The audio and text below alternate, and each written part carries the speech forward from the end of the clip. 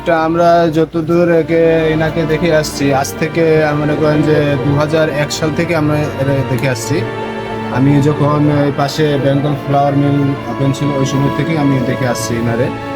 তো ইনি যে ভাষা কথা বলে, তো এটা মনে করেন যে মানে সাউথ ইন্ডিয়াদের মতো ভাষা, মানে মাদ্রাজি ভাষা।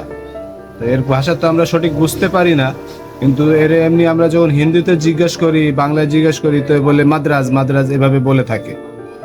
আর এর যে ভাষাটা আমরা ভাষা সঠিক বুঝতে পারি না, যার কারণে আমরা সঠিক বলতেও পারি না যে কবে কিভাবে আসছে।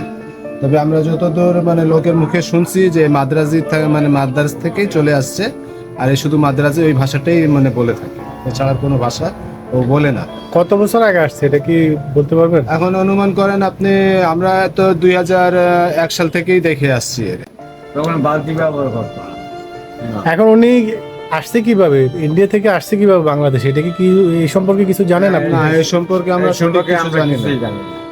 এর সম্পর্কে আমরা সঠিক কিছু জানি না, তবে লোকের মুখে শুনছি যে মানে মাদ্রাজ থেকেই আইছে।